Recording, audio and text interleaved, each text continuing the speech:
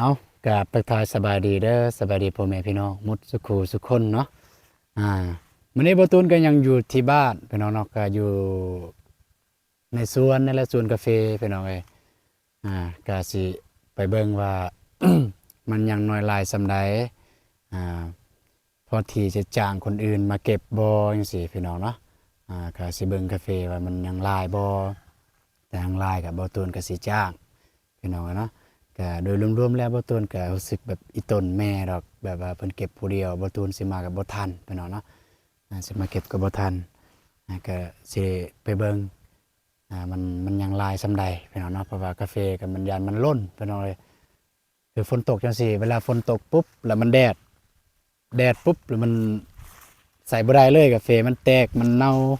มันเปื่อยแล้วก็ล้นพี่น้องเอ้ยเมื่อมันล้นปุ๊บล้นตกลงดินเนี่ย เก็บยากบัดนี้เก็บยากต้องได้เคลียร์ใบไม้เคลียร์นี่อันนั้นโอเคมันแต่ไปหาแม่เลยแล้วก็สิถามแม่เพราะว่ามื้อนี้น้องบองบ่ได้มาพี่น้องน้องบองเพิ่นโทรมาบอกว่ามื้อนี้น้องเพิ่นค่าเวียกพี่น้องเอ้ยน้องบอกเพิ่นค่าเวียกไปเพิ่นไปเก็บกาแฟลุงเพิ่นเพิ่นเว้าต้นก็บอกอยู่ว่าคันน้องบ่ได้ไปไสอีหลีคันน้องบ่ได้ไปไสนะบ่ได้ไปทางใดแบบอยู่เฮือนบ่ได้ค่าเวียกหยังเลยให้มาแต่ว่าคันขาจะขาเล็กหรือขาน้อยหรือขาลายหรือขาอะไรก็แล้วแต่คันมันขาก็บ่ต้องมาให้ไปเฮ็ดเวียกของน้องเองเลยพอดีน้องเพิ่นโทรมาบอกว่าน้องเพิ่นไปเก็บกาแฟลุงเพิ่นแล้วก็สิลองถามแม่ว่ารู้สึกจังไดเมื่อวานนี่น้องบองเพิ่นมาเก็บบ่ตูนบ่เคยถามจักเทื่อเลย บ่เคยถามแม่จักเทื่อเลยว่าความรู้สึกแม่เป็นจั่งใดแล้วก็สิถามแม่ว่ารู้สึกแนวใดเมื่อวานนี้น้องบองเพิ่นมาเก็บแล้วก็มื้อนี้น้องเพิ่นบ่ได้มาแม่แบบแม่เพิ่นรู้สึกแนวใดรู้สึกคิดฮอดน้องบ่พูดแม่ไปน้องก็สิย่างไปถามแม่ก่อนแล้วสิไปอัปเดตเบิ่งยังมีหลายต้นหลายกกอยู่บ่กาแฟที่ยังบ่ทันได้เก็บไปโอ้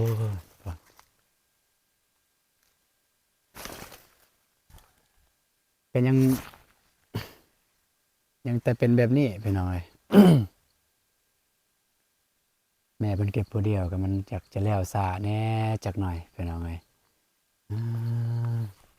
อืมๆพุ่นเก็บผู้เดียวแล้วมื้อนี้บ่มีคนมาเก็บซอยแล้วบ่ตูนก็มีแต่สิมาแบกถ้าได้ก็สิมาแบกเอาไงนี่ลูกกระสอบนี่ถุงยางนี่ของไผมาปะอยู่นี่อืมอืมแม่เก็บผู้เดียวมื้อนี้น้องชายก็ไปโรงเรียนบ่ได้เก็บซ้ำมื้อนี้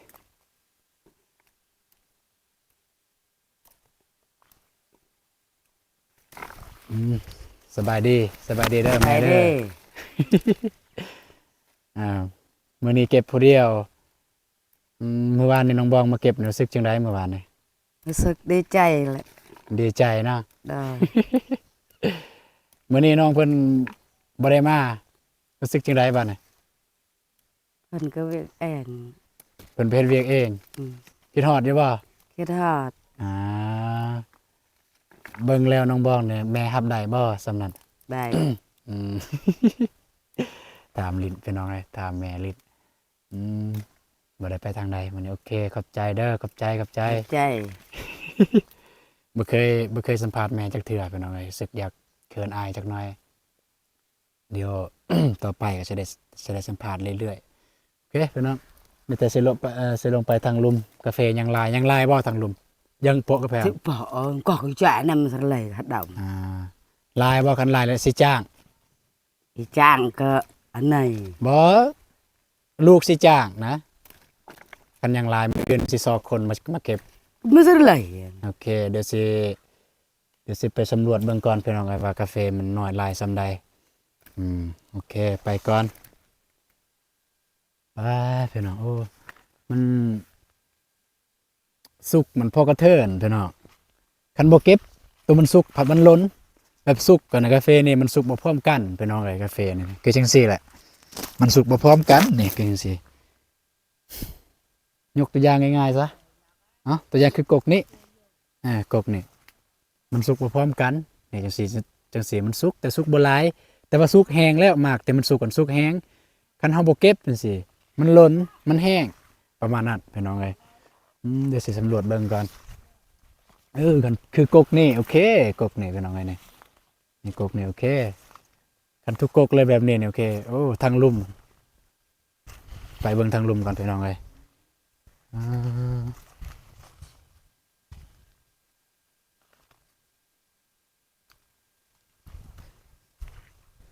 โอ้มากดีอยู่แต่ว่ายังสุกบ่แห้งพี่น้องเอ้ยสุกแบบสุกบ่หมดกินสิแล้วสุกบ่หมดอืม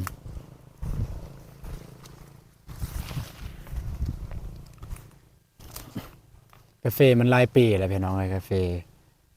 แต่ตะกี้นะแม่นปลูกเบิ่งนี้แม่ไปได้บ่ตูนปลูกเบิ่งนั้นเดี๋ยวจะไปเบิ่งทางที่ผลงานของบ่ตูนปลูกกันเป็นอะไรบ่ตูนก็ได้แต่ปลูกแล้วตอนนั้นปลูกแล้วก็เสียหญ้าบัดเก็บมากบ่ตูนบ่ได้อยู่บ้านช่วงนั้นพี่น้องเอ้ยบัดเก็บมากแล้วบ่ตูนไปเรียนไปอยู่นครหลวงแล้วก็บ่ได้เก็บนี่เขตนี้แหละของบ่ตูนปลูกโอ้สูงแล้วนี่ก็มากหลายอยู่นี่จนแห้งพี่น้องเอ้ยโอ้อันนี้หมดกินแล้วโกกันนี่อันนี้หมดกินแล้วเบิ่งอันนี้หมดกินนี่หมดกินแล้วนี่โอ้เสียดายเด้อปะจังซี่ก่อนจนเด็กหน่อยมาเขาสิเก็บเด็กหน่อยพวกไปเลาะเล่มกาแฟนี่ก็เจ้าเก็บเลยเด้อนี่ยอกเอ้ยสิเอิ้นหลานมาเก็บตัวนี้จะหน่อยเด็กน้อยทางอื่นมาแล้วก็จะมาเก็บ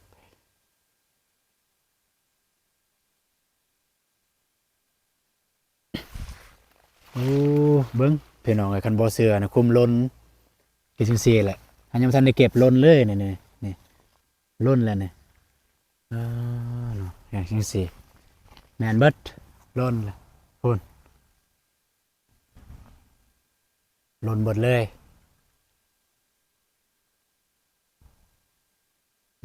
กับมากอยู่เบื้องนี่อืมมันมากแต่ทางในทางนี้อยู่นี่อยู่บนระหว่างนี่ตะกี้นี่งามก็มันงามแห้งนะมันสูงไว้แล้วมันแก่บัดนี่จังซี่อยู่เขตนี้เลยได้รับผลตะกี้แต่ปีนี้บ่มีนี่บ่มีเลยที่ได้รับผลอยู่เขตนี้แหละอยู่ในละแวกนี้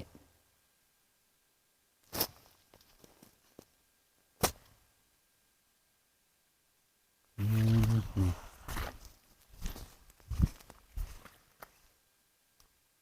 โอ้บ่มีมากแล้วเขตนี้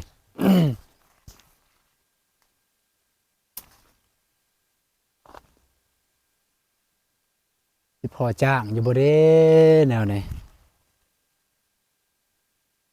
จ้างจัก2-3คนนะพี่น้องเอ้ยจ้างหลายคนไอ้ต้นพวกที่คนที่มาเก็บกันมันพกกระเทินมันเสียเวลาแล้วก็บ่ตูนยังบ่เคยอัปเดตที่ว่าที่ดินแบบจริงๆจังๆที่ดินของบ่ตูน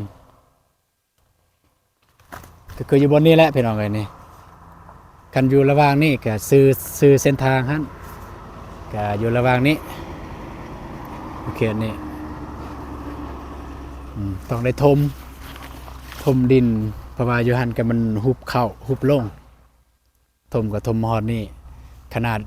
ดห่านก็บ่ตูนยังบ่ฮู้ว่าจะเฮ็ดเท่าใดพี่น้องเนาะแต่ตามเบานุ่งเพิ่นเว้าเพิ่นเคยเฮ็ดนะเฮ็ดเฮือนเฮ็ดห่านเพิ่นก็เพิ่นว่าสำ7x7หรือว่า7x8เพิ่นว่าประมาณนั้นแต่ก็ อืม แต่ก็ยังได้ปรึกษาอยู่ปรึกษาอ้ายน้องปรึกษาอ้ายน้องอ่าถือว่าอ้ายน้องเพิ่นเคยเฮ็ดอิหยังเพิ่นฮู้เนาะ เขตนี้ก็ยังมีอยู่นี่พี่น้องเนาะนี่เดี๋ยวมื้ออื่นถึงมื้ออื่นบ่ตูนก็จะได้จ้างคนอยู่ในบ้านมาเก็บสิว่าจ้างก็มัน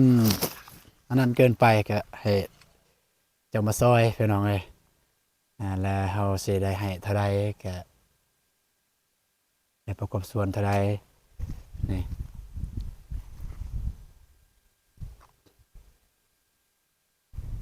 นี่ฝากเบิ่งนี่นี่มันอาย อายของบ่ตูนปลูกฝากเบิ่งนี่ไปพุ่นแต่ว่าเรื่องดินนี่บ่ตูนก็เคยเว้าในซองของเบานุ่งซองของเบาโก้พี่น้องเนาะเรื่องดินตอนนี้เป็นดินรวมพี่น้องเป็นดินรวมของไอ้น้องของเบาตูนนี่แหละเป็นดินรวมเฮาบ่คือแบบตอนแรกเนี่ยแม่เนี่ย แม่ว่าสิแบ่งแบบสิแบ่งขาดเลยตอนแรกแม่นสิแบ่งด้วยความว่าแม่ก็เป็นคนเกินว่าบ่ได้บ่ได้เฮียนบ่ได้ฮู้อะนะบ่ได้ฮู้อิหยังเพิ่นแบ่งแบบแบ่งขาดเลยสิแบ่งขาดเลยว่าคนนี้อยู่บ่นั้นเด้อและคนนั้นอยู่บ่นี้เด้อแล้วเฮาแบบมาร่วมกันอาน้องเฮานะมาร่วมกันว่าแนวใดตามที่แม่เว้ามันโอเคบ่คันบ่โอเคก็เฮามาปรึกษากันแล้วมารวมกันใหม่เพื่อหยังก็เพื่ออนาคตนั่นแหละเพื่ออนาคตให้มันถูกปรองดองกันนั่นแหละอ้ายน้องบ่ให้มีการผิดเถียงกันบ่อยากเป็นนั้นบ่ตูนก็เลยออกคำเห็นว่า เพราะว่ายังแม่แบบเพราะว่าแม่เห็นตอนนั้นว่าเฮานี่เลือกปลูกแล้วคือบ่ตูนมาปลูกทางนี้กาแฟเนาะแม่ก็เลยว่ากันซั่นนี่เบื้องนี้ให้บ่ตูนและคนที่ทางหลังเด้เป็นน้องคนที่ทางหลังอันเด้สมมุติว่ามีสมมุติอยู่ทางหน้านี่ของบ่ตูนอยู่ตอนนี้แล้วคนที่ทางหลังอันเด้เฮ็ดแนวใดประมาณนั้นเราก็เลยปรึกษากันไอ้น้องว่าตูนก็เลยแสดงความเห็นว่ากันสั้นเนี่ยเฮาก็ดินตอนนี้เฮาบ่จำเป็นต้องแบ่งขาดก็ได้แต่ว่าตอนปลูกสร้างตอนปลูกผลไม้ปลูกกาแฟปลูกอีหยังก็แล้วแต่ก็บ่ได้ปลูกอยู่เบื้องใดก็เก็บอยู่เบื้องนั้นแต่อย่างว่าบ่ตูนปลูกกาแฟอยู่เบื้องนี้ก็เก็บแต่ของบ่ตูนกาแฟของบ่ตูนแต่ว่าในอนาคตบ่ได้มีเงื่อนไขอยากสร้างเฮือนมีเงื่อนไขอยากสร้างเฮือนอยากสร้างอีหยังก็แล้วแต่อยากสร้างห้านสมมุติว่าอยู่ตอนนี้อยู่เบื้องนี้เนาะอยู่เขตนี้แม่นอยู่บ่ตูนปลูกแต่ว่าบ่ตูนบ่มีเงื่อนไขสิสร้าง ยังบ่มีเงื่อนไขแล้วอ้ายหรือน้องมีเงื่อนไขสิสร้างก่อนสิเฮ็ดเฮือนก็สามารถมาเฮ็ดได้แบบนั้นพี่น้องเอ้ยบ่ฮู้ว่าทางอื่นครอบครัวอื่นจัดการวิธีจัดการอ้ายน้องเป็นแบบใดแต่ว่าทางบ่ตูนมาจัดการแบบนี้เพราะว่าอันนี้มันดินเกินว่าดินรวมดินมูลรวมของพ่อของแม่คันเฮาแบ่งขาดเลยแล้วผู้ที่อยู่ทางหลังพุ่นเด้อยากเฮ็ดเฮือนมันแม่นไปเฮ็ดเฮือนทางหลังพุ่นบ่ แน่นอนแล้วต้องอยู่อยากอยู่ทางหน้าติดทางนี้ไอ้น้องไอ้น้องกันแบบนั้นแต่ว่านี่ก็เป็นมันยักย่องพี่น้องเอ้ยไอ้น้องของบ่ตูนนี่มันยักย่อง ยอมรับว่าเฮานี่มีไอ้น้องหลายคนก็คือ5คนผู้ชายแต่ว่าเฮาก็บ่เคยผิดเถียงกันบ่เคยผิดเถียงกันจนถึงกันว่าลงไม้ลงมือผิดเถียงกันแบบในเชิงแบบว่าสั่งสอนกันหันมีคือบ่ตูนตะกี้สมัยวัยรุ่นก็แน่นอนแหละเนาะตอนวัยรุ่นก็อยากขี้ดื้อแน่จักหน่อยพี่น้องเอ้ยอันนี้บ่แต่ไผไอ้น้องเพิ่นก็สั่งสอนเพิ่นก็ให้เว้าแล้วเฮาก็บ่ฮู้สิตอบแล้วเพิ่นเว้าอันมีแต่รับฟังความผิดอีหลีเด้ประมาณนี้อยู่นี่พี่น้องเอ้ยดินที่บ่ตูนว่าอยู่ว่างนี่แหละ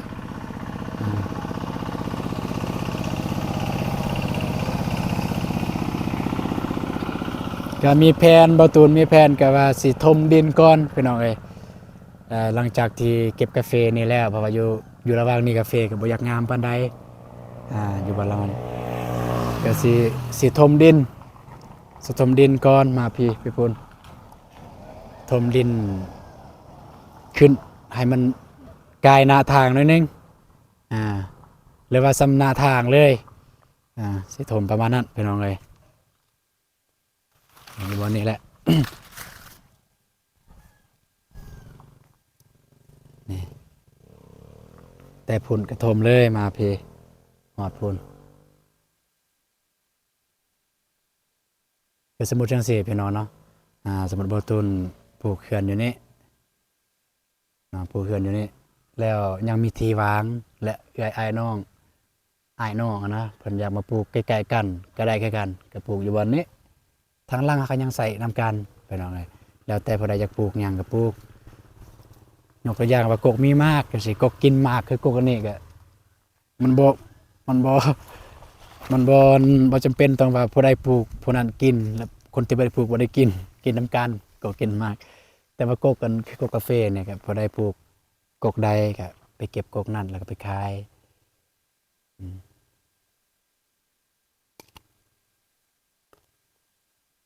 นั่นแหล้ว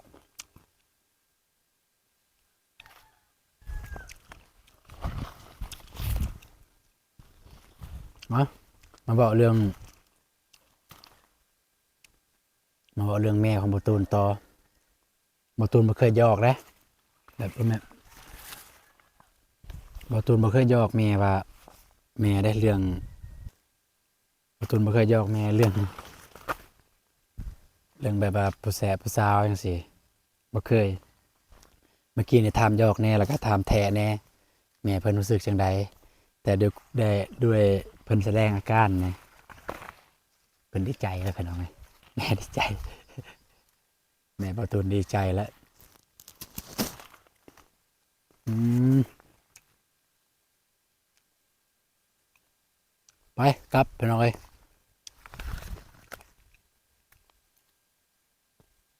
มื้ออื่นเดี๋ยวมื้อแลงบ่ตูนก็สิหาคนมาเก็บสิจ้างคนมาเก็บ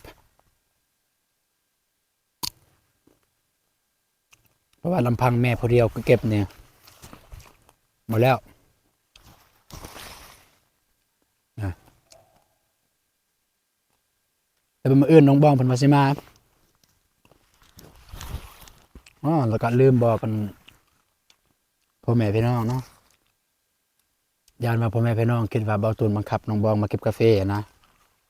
อันนี้เนี่ยบ่แม่นพี่น้องเบาตูนบ่ได้บังคับคือน้องเพิ่นอยากมาเองพี่น้องน้องเพิ่นเสนอเพิ่นเว้าอันนั้นเพิ่นว่าแล้วบ่ว่าเก็บกาแฟแม่เก็บกาแฟคันยังสิไปเก็บซอยเพิ่นว่า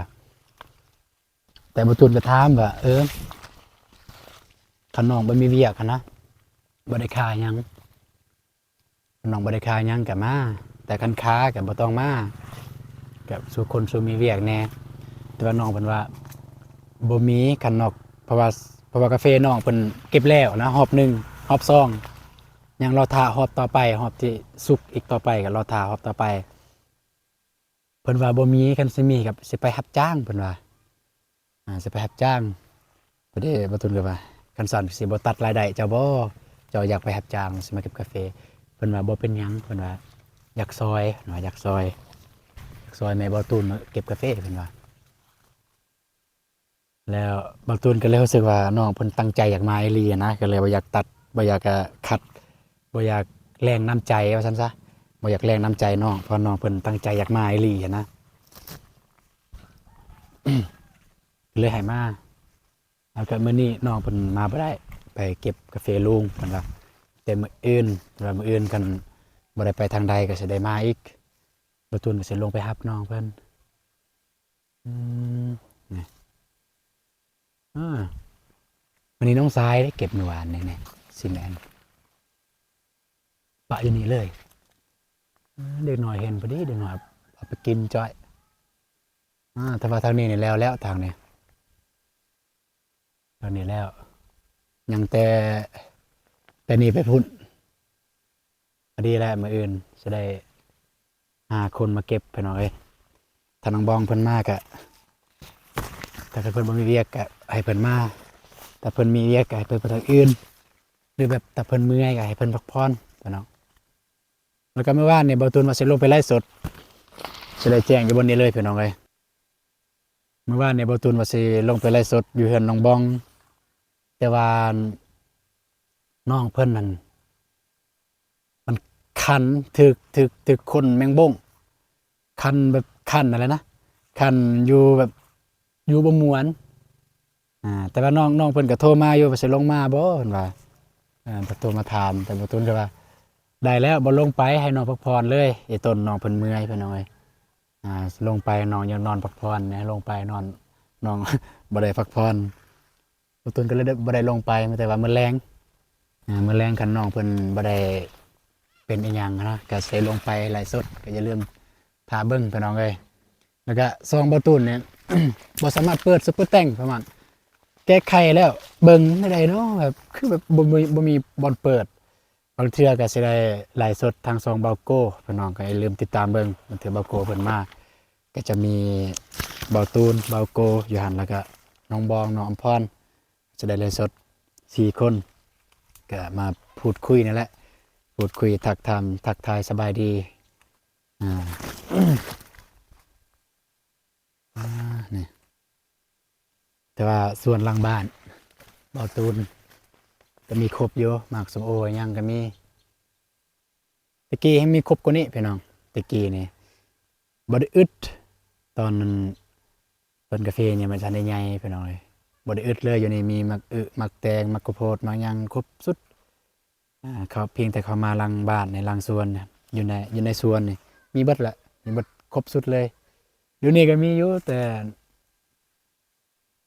บ่หลายนี่กกมีหมากเกิดว่ามีเบิดทุกแนวอยู่ในประเทศลาวสิบ่มีอยู่นี่มีแต่ทุเรียนตามที่บ่ตูนสังเกตเนี่ยแต่ทุเรียนอันอื่นมีเบิดหมากมีหมากส้มโอหมากเกี้ยงหมากหยังหมากม่วงชิดามะข้ามคือว่ามีเบิดแต่บ่มากพี่น้องเอ้ยมากก็จะมากบ่แต่หมากส้มโอนั่นแหละหมากนี่บ่ได้เฮ็ดขายดอกเฮ็ดกินพอได้มาย่างกายไปกายมาเด็กน้อยคือเด็กน้อยนักเรียนเนาะเด็กน้อยนักเรียนอยู่ในบ้านนี่ก็จะไปโรงเรียนก็จะกินมาขอกินแม่ก็ให้เพิ่นถามว่าขายบ่ได้ขายเก็บไปกินโลดนี่แบบว่าปลูกบ่ได้ขายนะปลูกไว้กินซื่อๆปลูกไว้กินในครอบครัวนั่นแหละเดี๋ยวจะให้เบิ่งหน้าทางพี่น้องเอ้ยประตูนก็ยังบ่ทันได้ถ่ายจะแจ้งให้พ่อแม่พี่น้องได้เบิ่งนี่หน้าทางก็จะประมาณนี้แต่ว่าเท่าที่ฮู้เนี่ยอยู่วันนี้นี่แม่นอ้ายของประตูนเพิ่นสิอยู่นี้เพิ่นก็มีแผนปีนี้แหละเพิ่นอ้ายของประตูนอยู่นี้เพิ่นก็บ่อยากไปไกลนะอ้ายน้องเฮาอยู่นำกันก็คิดฮอดกันอยู่ไกลนี่ก็ห่างกันเวลามีหยังก็ยากมันไปหายากกันอยู่ไกลก็อยู่นี่มันถืออีกอ้ายผู้หนึงก็อยู่นี่ประตูนอยู่หั่นแต่ก็ยังอีกหลายปีอยู่ดอกพี่น้องเอ้ยก็รอท่าเบิ่งนำกันที่จริงนี่ดินตอนนี้นี่ตอนนั้นเนี่ยเพราะว่าเป็นของเกินว่าของโครงการเพิ่นแบ่งให้พี่น้องเอ้ยเพราะว่าบ้านที่ประตูนอยู่นี่เป็น2หมู่บ้านตะกี้เป็น2หมู่บ้านตะกี้อยู่ดอยเพิ่นแหละอยู่ภูอยู่ผาเพิ่นแหละแต่ว่ามีโครงการไฟฟ้าเพิ่นไปเฮ็ดเขื่อนไฟฟ้าก็เลยได้ถูกยกย้ายเพราะว่าถูกน้ำท่วมอยู่หั่นแล้วก็ได้ถูกยกย้ายมาอยู่นี่แล้วพอดีโครงการเพิ่นจัดสรรดินให้ทางประตูนก็ได้อยู่นี่และความจริงเนี่ยอยู่ในบ้านบ่มีใครอยากได้เลยเดือนตอนนี้บ่มีใครอยากได้ตอนนั้นเพราะว่ามีปลาซ่านี่พี่น้องเอ้ยอยู่นี่ปลาซ่าแถวกกไม้ใหญ่หั่นแม่นแหละปลาซ่าอะไรอย่างแต่บ่มีใครอยากได้พอดีพ่อของประตูนตอนนั้นเพิ่นยังอยู่เนาะเพิ่นก็เลยคิดว่าเอ้ามันอยู่ใกล้ๆนี่เฮาก็ดินมันอยู่ไกลเฮือนเพิ่นก็เลยเอาพอดีบัดนี้ณปัจจุบันนี้ก็มีบางคนแบบเพิ่นก็มีแนวคิดแบบ อิจฉาแหน่อันนี้มันเบาตูนเว้าลอยๆก็เคยได้ยินนี่แหละพี่น้องเอ้ยเพราะว่าดินอยู่ติดทางแหน่แล้วก็เนื้อที่ของปราสาทบางบางบ่อนเฮาสามารถปลูกได้เพราะว่ามันบ่มีเกินว่าบ่มีโรงบ่มีอิหยังอะนะโรงมีแต่ศพประมาณ4-5ศพอย่างเพราะว่าตอนนั้นเนี่ย บิงที่ดินที่เพิ่นจะแบ่งให้เพิ่นจะ จัดเขตเกินว่าหยังอ่าขีดเส้นเลยว่าสำนีของภาษาเด้อสำนีของเฮาแต่ว่าโดยความอ่าบัดไปเบิ่งตัวจริงเฮายังสามารถยับเข้าไปได้เนื้อที่ของภาษานะพี่น้องเอ้ยยังสามารถยับเข้าไปได้สามารถยับไปเฮ็ดไปปลูกกาแฟได้ตอนนั้นแหละมันจะเพิ่มขึ้นเนื้อที่หน่อยนึงอ่าประมาณนั้นนะบ่ตูนก็อธิบายบ่จะแจ้งโอเคพี่น้องพ่อแม่พี่น้องเอ้ยเนาะก็ มันแต่ประมาณนี้มื้อนี้ก็บ่มีหยังหลายพี่น้องบ่ตูนก็เราถ้าเบานงเพิ่นเพราะว่าสิไปเฮ็ดห้องน้ำนงกระเดยเพิ่นอ่าก็รอถ้าเพิ่นติดต่อมาว่าสิไปทางใดก่อนอืมแล้วก็ที่สำคัญก็ถามแม่บ่ได้ฮู้คำตอบแล้ว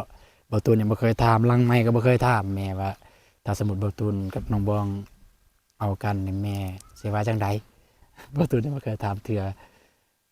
วันนี้ก็แอบไปถามแม่เพิ่นแล้วแม่เพิ่นก็สิสบายอยู่บ่ได้คัดที่จริงแม่ก็บ่ได้เคยคัดดอกแบบว่าลูกหลานลูกเต้าเพิ่นสิลมผู้ใดสิอยู่กับไผสิเอาไผเพิ่นบ่เคยคัดสิว่าง่ายๆเพิ่นก็ไว้ใจเชื่อใจลูกว่าซั่นซะลูกเราแต่ละคนน่ะเราบ่เคยคัดเราบ่เคยคัดแบบว่า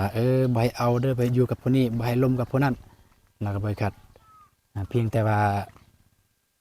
เฮาเนี่ยเบิ่งคนนั้นเป็นคนดีโอเคแล้วโอเคสำหรับคลิปนี้มันรู้สึกว่าบ่มีสาระพี่น้องเอ้ยก็ขอโทษขออภัยนำหลายๆเด้อพี่น้องเอ้ย